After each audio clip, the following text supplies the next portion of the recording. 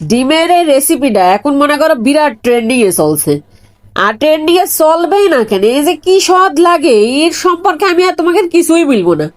মানে এটি দিয়ে আমি মনে করো যে ভাত একটু কম খাওয়ার চেষ্টা করতেছিলাম এই কয়দিন, যে ওজন বেড়ে যাচ্ছে একটু কম খাবো। ওরে বাবা, এইটি দিয়ে খাতে বেশি আমি ভুলেই গেছি যে আমার একটু কম খাতে হবে। মনে করো পেট একেবারে সেইটি ভাত খেয়ে ফেলিছি। তো চলো কথা কম বলি, রেসিপিটা শুরু করছি। প্রথমে এখানে আমি দিয়ে দিছি হচ্ছে হাফ কাপ মতন টক দই। আর এখানে দিয়ে দিলাম হচ্ছে ধুইনির পাতা। তোমরা চাইলে এখানে কিছু পুদিনা পাতাও দিতে পারো, পুদিনা পাতা আমার বাসায় নেই বলে আমি দিই নিকো। তোমরা চাইলে দিতে পারো, পুদিনা পাতা ছাড়াই কিন্তু রেসিপিটা অনেক বেশি মজা হয়েছে। তো এখন দিয়ে দিলাম হচ্ছে কাঁচা ঝাল। আমি ঝালটা একটু ঝাল ঝাল করে রান্না করতে চাচ্ছিলাম, ঝালটা একটু বেশি দিছি। তোমরা চাইলে একটু কম বেশি করতে পারো, সমস্যা নেই, তোমাকে টেস্ট অনুযায়ী ঝালটা দিবা। কিন্তু এই এই রান্নাটাই তোমার ঝালটা একটু বেশি দিলেই ভালো লাগে। এখন কড়াইয়ের ভিতরে দিয়ে দিছি আমি সয়াবিন তেল। তোমরা চাইলে এখানে সরষের তেলও দিতে পারো, কোনো অসুবিধা নেই।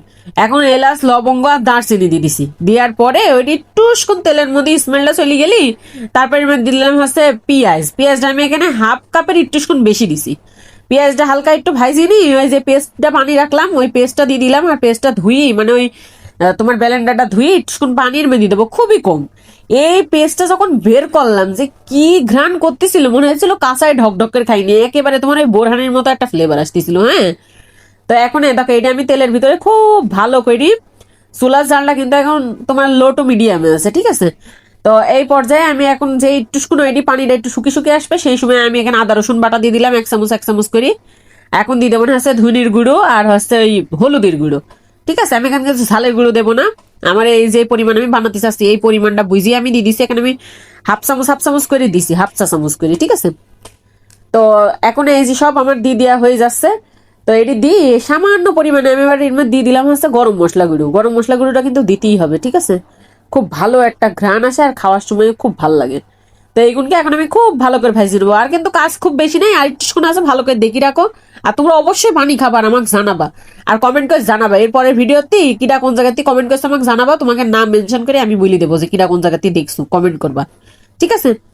তো এই যে এখন আমি দিয়ে দিলাম ওই যে ডিমটা সিদ্ধ করি, আমি এটাকে আরাম করি স্লাইস স্লাইস করে কাটিয়ে দিচ্ছি। তোমরা দেখেই তো বুঝতে পারছো যে কিভাবে কাটিছি। আমি এখন দুটো ডিমের বানিয়ে নিচ্ছি। দুটো ডিম এখন হচ্ছে আমি দিয়ে দিলাম এর ভিতরে দিই। এখন কিন্তু খুব বেশি নাড়াচাড়া করা যাবে না, ওই একটুক্ষণ ওই মশলার সাথে মনে করো নাড়াচাড়া করতে পারে, পানি টানি কিন্তু কিছুই আর দেওয়া যাবে না। তো এরম নাড়াচাড়া করতে করতে এর মধ্যে হচ্ছে তোমার এখন আমি দিয়ে দেবো না হালকা একটু জিরির গুঁড়ো। জিরির গুঁড়ো মানে এই যে টালা জিরি গুঁড়ো যেটি আর কি। তোমরা বাজার থেকে কিনা যে জিরে গুঁড়ো পাওয়া যায় সেটাও দিতে পারো, সমস্যা নেই।